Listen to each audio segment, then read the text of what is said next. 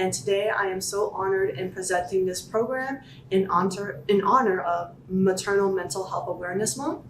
Today we have a special speaker. Her name is Karen Stern. She's from the Central Jersey Family Health Consortium. Her expertise is perinatal mood and anxiety disorders, and this program will focus on the hormonal imbalances pregnant women experience while they're pregnant and post-pregnancy. And we are so honored to have you come join us, whether in person or virtually. Thank you very much. I'm really very happy to be here today to talk about perinatal mood and anxiety disorders, which is really an important topic. Whether you are someone that is pregnant, has just had a baby, or knows somebody who is pregnant or just had a baby, it's very important information to know. A little bit about me. I've been involved with maternal child health for 35 years. I've been a childbirth educator for 35 years. I am a labor support doula. For those of you, who may or may not know what a doula is, somebody who goes with the mom and her partner or whomever else is accompanying her to the hospital in order to, support them for labor, non-medical support, but really very needed, very much, a good thing to have. And I've also been a postpartum doula. So that's somebody who comes to the house after the baby comes and supports the new mom and her family, and sort of mothers the mother. So, I love everything along the childbearing spectrum. And for the last 5 years, I've worked with Central Jersey Family Health Consortium in the Perinatal Mood Disorders Department.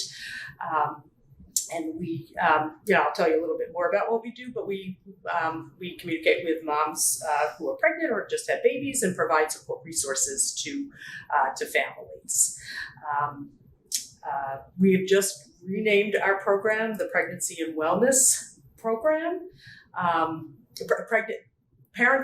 Pregnancy and Parenting Wellness Program. We've just renamed to accentuate the positive, which I think is a very good idea. And so I'm a mother of 3. I'm a grandmother of 3. I was a doula at each of my grandchildren's births. So I was with my daughter when she gave birth to each of my grandchildren, which was a really very special thing to be able to do.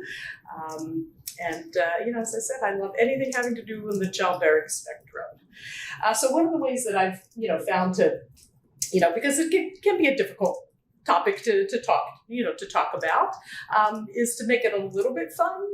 So I've done a Jeopardy game. I'm not Alex Trebek or Ken Jennings, so I'm a disclaimer right here. But this is a nice way to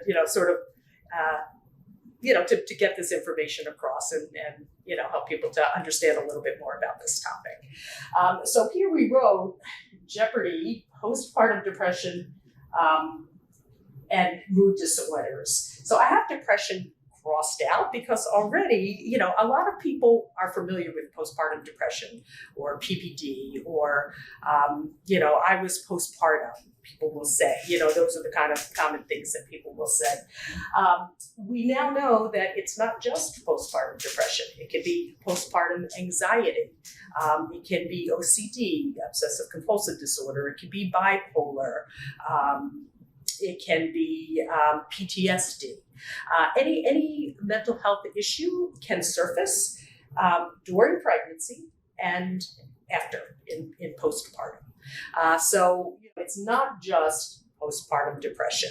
And so we've sort of expanded the language to include, for a while we were calling it postpartum mood disorders. And then the newest way that we like to refer to it is PMAD, which is perinatal mood and anxiety disorders. So we kind of get everything in there and make it a little bit more inclusive.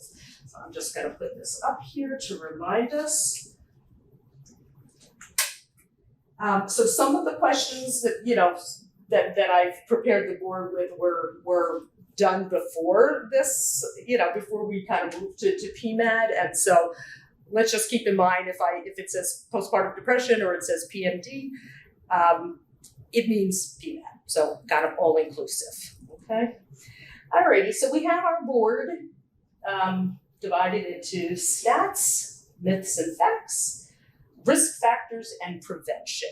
And in all honesty, we're not going to necessarily play a game, but we'll go through all the questions. So, and it probably works just best to even start here with stats. So we're just gonna go through the board, and we're gonna look at the questions, and if anybody wants to, respond, or again has questions virtually, please feel free to put them in the chat, and I will be happy to answer them. All right. So stats for 100. All right. 1 in 7 women will experience a postpartum mood disorder. True or false? 1 in 7 women.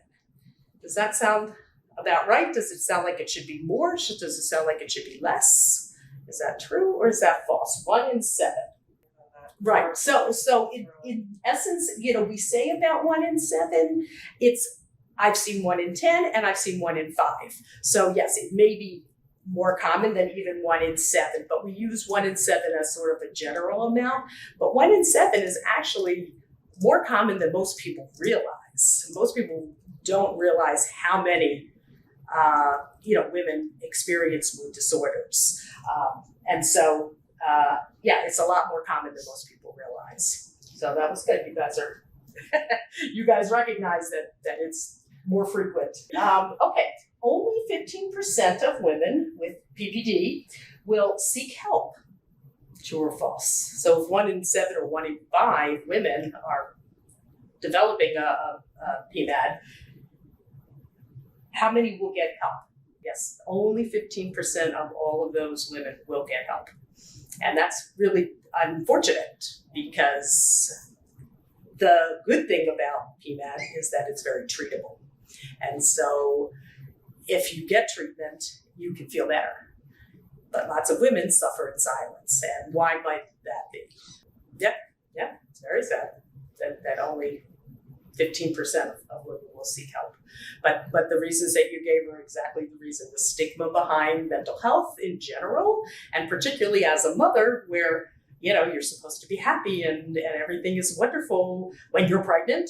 And when you have a baby, you're, supposed to be glowing, and you're supposed to be, beyond in love with your baby. And this is not necessarily what what women feel. And so it's really important to know that. And part of what we do with the consortium in talking with women is to try to normalize that conversation and say it's okay to not feel okay. And so that's part of what we do when we talk about, mental health issues, just like any conversation, and help them to realize that it's okay to ask for help. It's okay to say, yeah, I'm having an issue, and it's okay to ask for help. So, because we're all super women, we're super moms and super dads, and, nobody can feel, anything but wonderful. And that's, and we do it all, and we accomplish everything, but we're struggling. A lot of us are struggling. Okay, great. All right. Up to 80% of women will experience baby blues. True or false? All right, so what are the baby blues? The baby blues are those first 2 weeks following the birth of the baby, where there's, you're crying about everything and nothing, you're just totally overwhelmed, there's this roller coaster of emotions, up to 80% of women will experience that. And we don't really consider that a PMAD. That's a normal part of the process of adjusting to having had a baby, and it's hormonal and lack of sleep. And some women will say, oh yeah, I had that for like 1 day. And that's possible to, have it for 1 or 2 days or on and off. But generally after about 2 weeks, it's going to, resolve on its own. And so we want to differentiate that from a PMAD. Okay, great. All right, good. So we'll move on. 25% of mood disorders occur during pregnancy. True or false? So this is actually true, because 1 in 4, it's not limited to postpartum. It actually often starts during pregnancy. And people don't realize that because they're just expecting that after pregnancy, at the postpartum part of it, they don't realize that they can develop mood disorders during pregnancy itself. And so that's, something else that we need to, make women aware of and say, yeah, if you're not feeling good, let's get you some support, let's get you some help. And so that's all important, to know that it's not just postpartum. And actually, when we say perinatal, that's what we mean. Perinatal is the whole, from the time you get pregnant to a year after delivery. So perinatal spans the pregnancy period and the postpartum period as well. So, so that's why we've moved to call them perinatal disorders. All right, and lastly, about 1% of women will develop psychosis, postpartum psychosis. 1%, that would be 1 out of 100. So what do you think about that number? Psychosis, of course, the women who suffer from postpartum psychosis are the ones that we hear about in the news. Very unfortunately, there's a break with reality, and unfortunately, that is when women might harm their babies or other children, and those are the sensationalized ones that we hear about all the time not all the time, but somewhat frequently in the news. So what do you think about that number? So thankfully it's not. So thankfully it's not 1 out of 100, it's 1 out of 1,000. So it's really, really rare. So it's 0.1%. It's really rare. However, with, when we hear about it, it sounds like it's happening all the time because it is so unusual, that is why we hear about it. So while it's a scary thing and you absolutely must get treatment, it's an inpatient, emergency. It doesn't happen as often as most people might think that it does happen. So that's the good news. But yes, it is something that happens, but it's very rare, but it is also really an actual emergency. Okay. All right. Good. All right. So let's go to myths and facts. Okay. PMD will go away without treatment. True or false? There are times when, if it's not treated, it can become a long-term chronic depression. And, I've talked to women, maybe their baby was, was 4 years old now, and now they're having another one, and they never really got over the depression or the anxiety from the first one because it was never treated, it was never recognized, and it was never treated. And so, they've become chronically depressed. And so yes, it is actually like a clinical depression or clinical anxiety. And so if it's not treated, it can continue and last for many, many years, which is not a good thing. Had it been recognized and treated in the beginning, it could have been, mom could have felt much better and not been dealing with this, 2, 3, 4, 10 years down the road. So it's important to recognize it and to treat it and to help mom to feel better. Okay, so PPD only happens within the first 6 weeks after birth. How long is postpartum? A lot of people think that it's only the first 6 weeks. That's when mom goes to the doctor for her follow-up checkup, her 6-week checkup. That's the big thing, as if everything just goes back to normal in 6 weeks. Well, we all know that it doesn't. And the postpartum period is not, 6 weeks. It's not even just 6 months. It's a full year. It is a full year after. And any mood disorder can develop down the road. At 4 months or 6 months. We generally communicate with moms through about the 2nd or 3rd month, making sure, or longer if they need additional resources. But when we do, conclude our communications with them, we let them know that they can contact us anytime within that first year because we know that things happen. And I do get calls from women, 4 months down the road when now they've gone back to work, or 6 months down the road when they, something, a stressor happened or something happened and they're struggling now, whereas they were doing okay. And so postpartum really is a full year. So that's totally a myth that anything that's going to happen is going to happen within the first 6 weeks. All right, next. Breastfeeding can help prevent PMAD. What do you think about that? Essentially, what breastfeeding does help do, and it can help prevent PMADs because of, keeping the hormone levels, the drops are not quite as, severe right afterwards. So it is actually a preventive factor. However, it can be anxiety producing because of, whatever reason, and that's another area where extra support will really help a mom. Lactation consultants and breastfeeding support groups and, helping to, and not every mom is a super producer and there are extenuating circumstances. And so support for breastfeeding can really encourage moms to have a successful breastfeeding experience.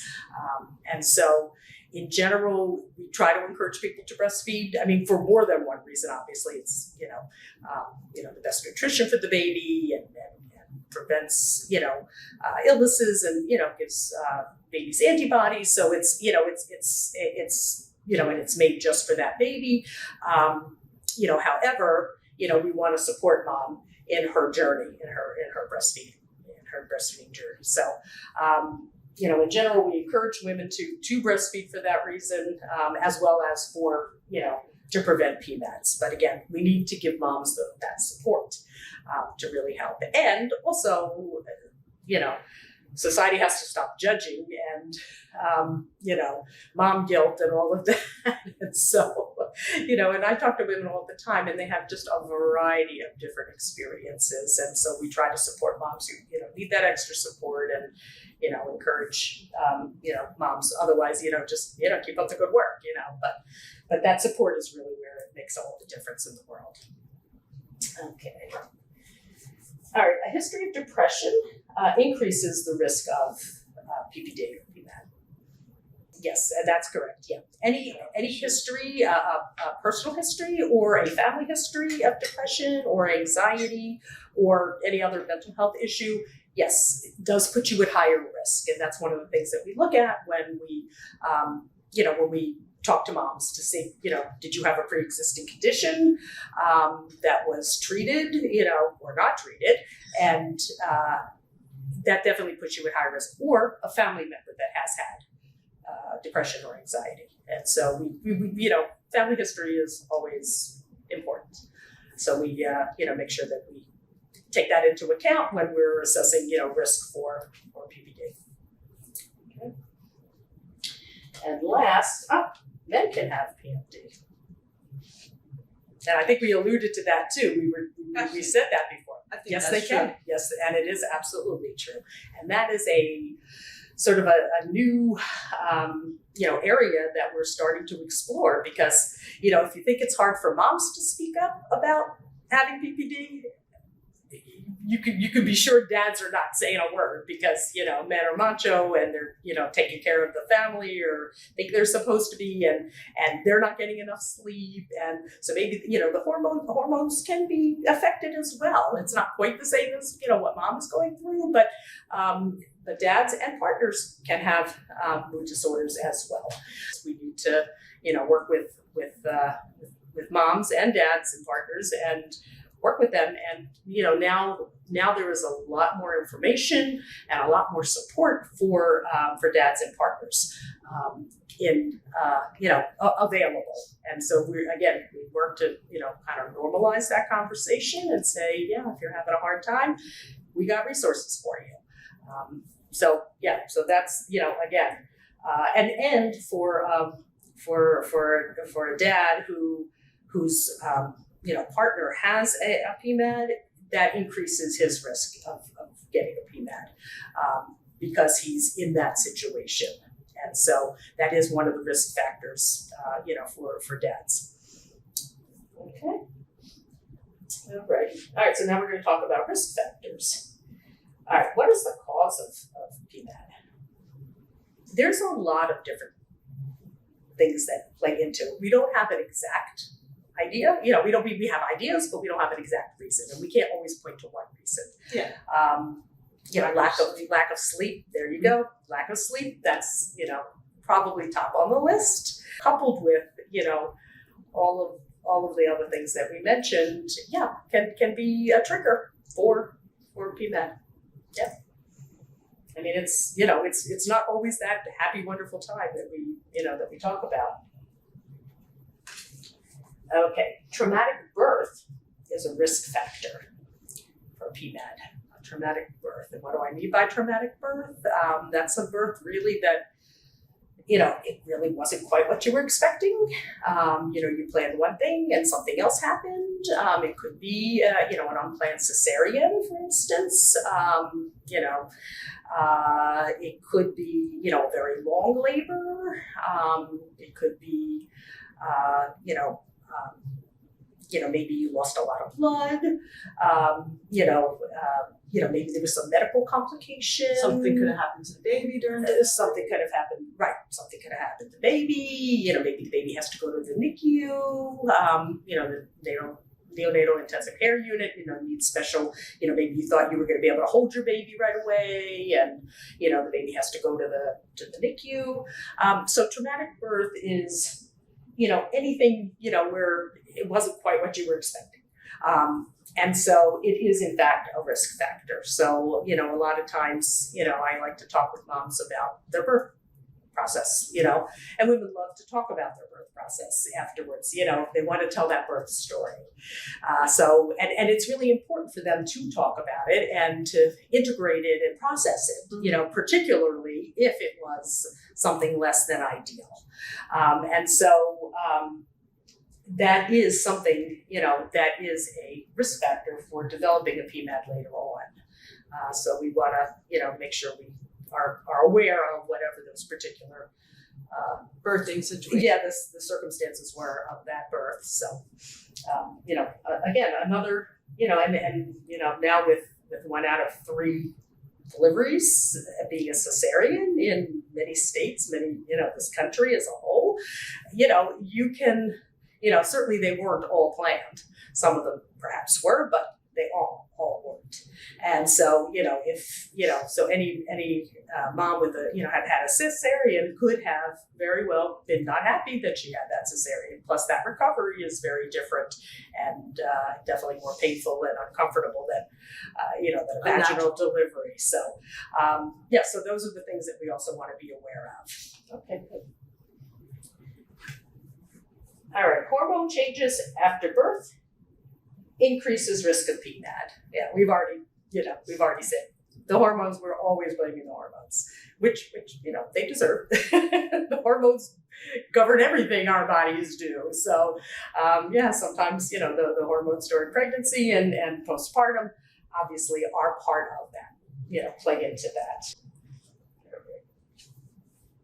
All right, stressful life events and low social support also contribute to PMAD, Tour of Foss. Yep. Got a thumbs up on that one. Absolutely. Absolutely. And again, we already talked about some of those, worrying about finances, new responsibilities, and particularly people, without support. And nowadays, growing up, my aunts and uncles, my parents' siblings never lived more than 10 minutes from us. Nowadays, people live, across the country, in different countries. They don't have anybody, close by.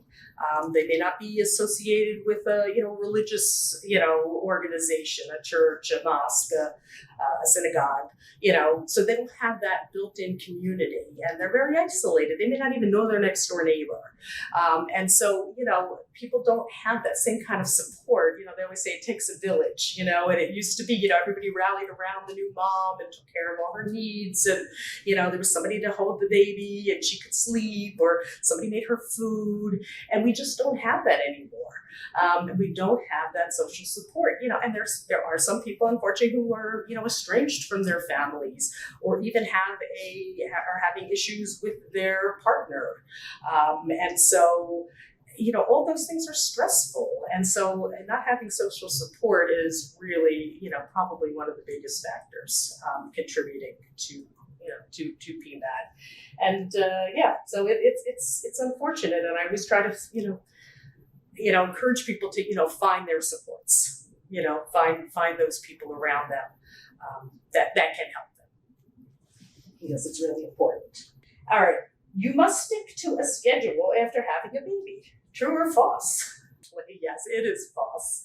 Though many people wish it was true, because they are struggling to, have the baby, sleep and eat and, at certain times. And it's very frustrating when, you just feel like you're just not being effective at all when the baby takes a 20-minute nap and then she's up again and, is up 3 times during the night. And so, yes, it's very hard to put the baby on a schedule. And people get very frustrated and anxious over not having a schedule, and particularly people who are very detail-oriented regimen. Everything is by the second on our watches and our phones, and everything is exact, and we run and we do, and it's very hard to say, okay, I got no schedule now. So it's really very hard, and that is something that absolutely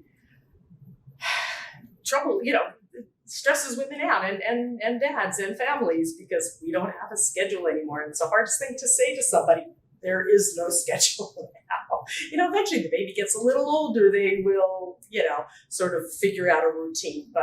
But for a lot of women, this is really difficult. Yeah, but schedules go out the window, but that is really a hard concept for most people to accept and to deal with. Okay, so we have to let people know that it's okay if you're not running and doing every second of the day. It's a big adjustment, though, so I get that. I really do. Okay, so how do we prevent PMAD? What are some of the other things? I think we've already sort of alluded to some of them. It's getting enough sleep is a good way to help prevent PMAD, and we've already said that. Sleep is so important, and that lack of sleep. Sleep deprivation, we know that's how they torture, the enemy with sleep deprivation.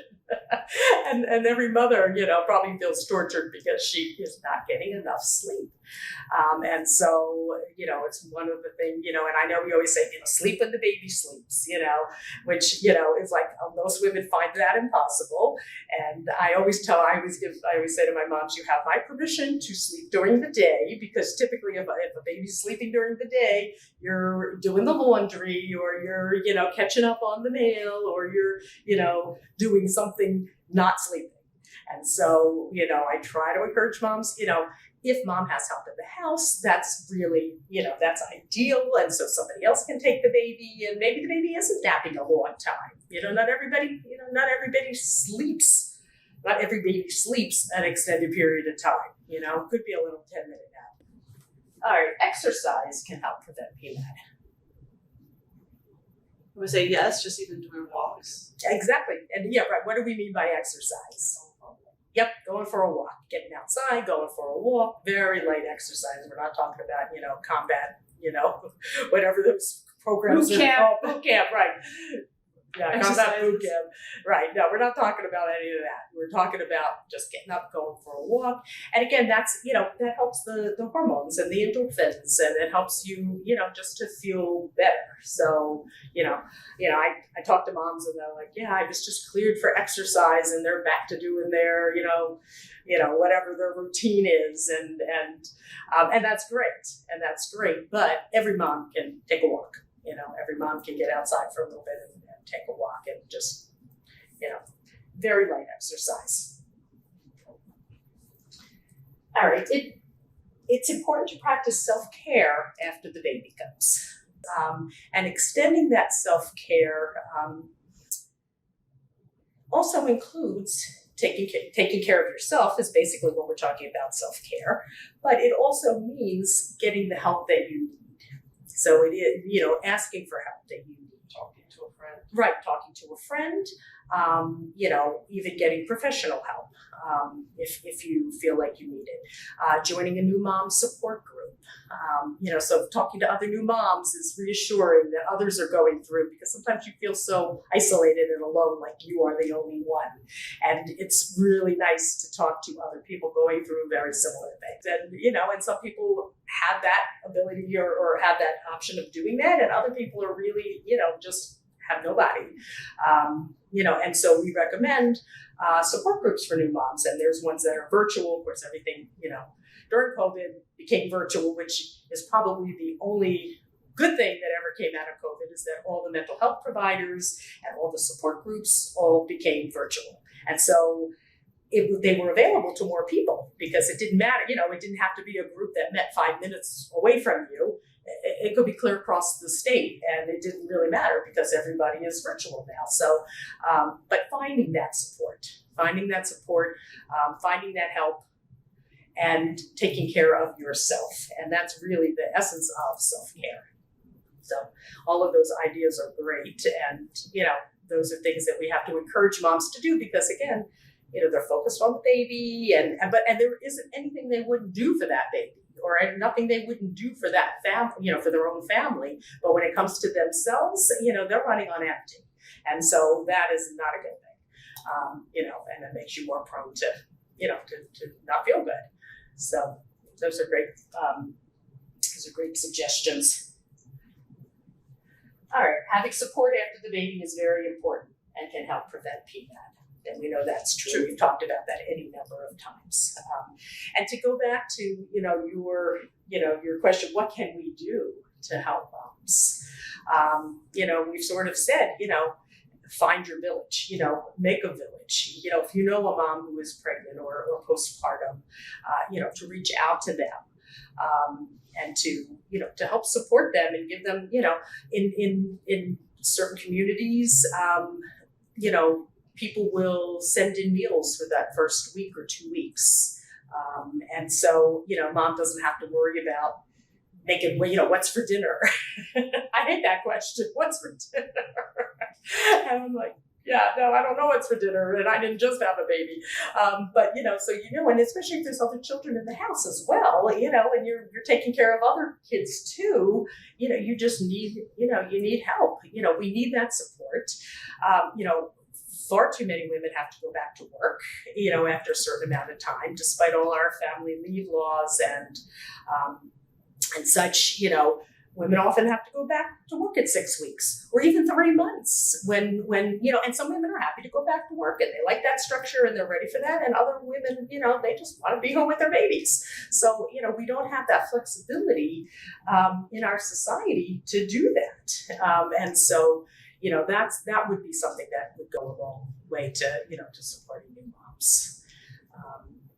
It's that support, both physical support and emotional support that makes all of the difference.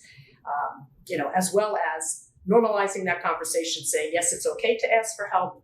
Yes, it's okay to admit that I'm not doing okay, that I'm struggling. And so that would probably be the biggest thing. All right, and then we'll finish up with this. What is one way to help prevent PPD? And everybody here is doing it. Talking about it, learning about it, recognizing it, helping to learn how to recognize it. People don't always get what's going on, particularly when, it's something other than actual postpartum depression. When it's anxiety, they'll say, I'm not sitting in bed crying, I'm not depressed, I'm functioning, I'm doing my thing. But, they're crazy anxious about everything, or they're having PTSD, because of something, traumatic that happened in the birthing, right, can very bring up, particularly, somebody who was the victim of child abuse, or sexual abuse at some point in their lives, either as children or as adults, can be brought up again, having, giving birth. And so, those are things that we want to make sure that we're addressing.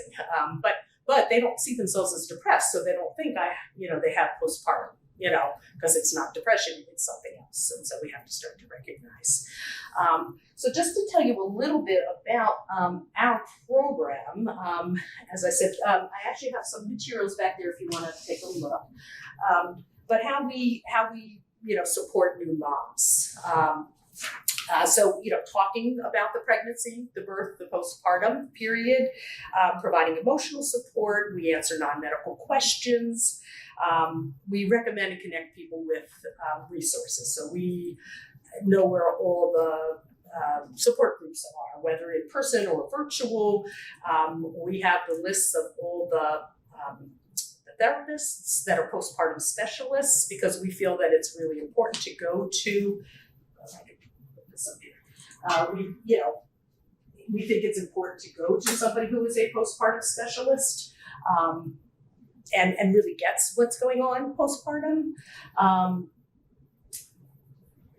Now, Karen, is this information posted on the Central Jersey Family Health Consortium website? Yes, that's all on the website, yes. Perfect. So people can check there too. And just providing information. Now, New Jersey actually is really, is a little bit ahead in providing education and screening of women as they're leaving the hospital. There's only, I think, 3 or maybe 4 states that actually have a law to say that women need to be screened before they leave the hospital. It started in like 2006 with Governor Cody and his wife, Mary Jo, who herself suffered with postpartum depression. And so they brought legislation to say that women needed to be screened before they left the hospital, as well as when they go to the OB at their 6-week checkup and even subsequent. And so we always are very, happy to see when, OBs and even pediatricians will screen moms. Because they're the ones who see the moms. And again, everything's always about the baby, but it's also about mom. And so we really encourage OBs and pediatricians to do that. Because it's supposed to be done doesn't mean it always is done. And so, but at least there's some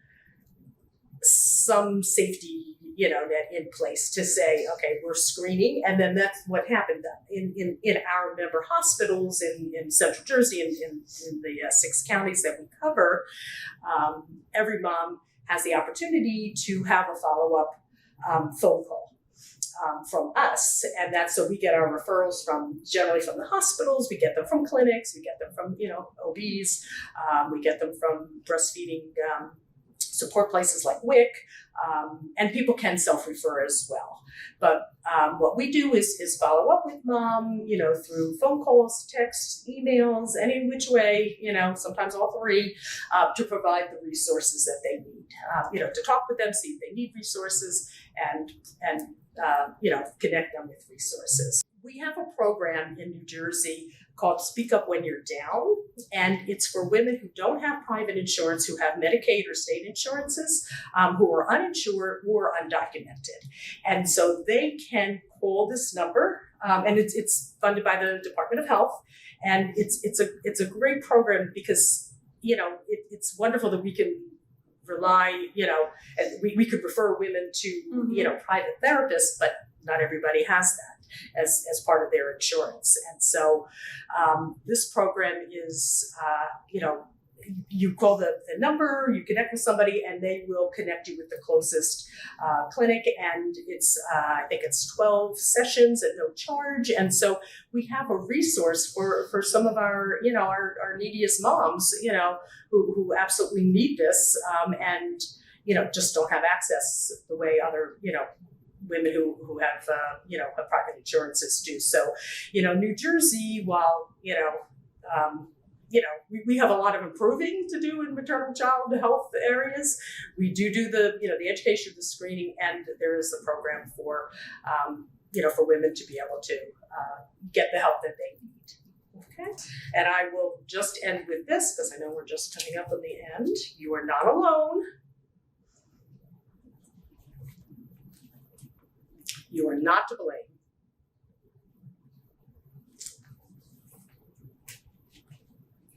And with help, you can feel better. All right. Thank you so much. I really appreciate the opportunity to come and speak with everybody. And thank you again. Thank you so much. Thank you.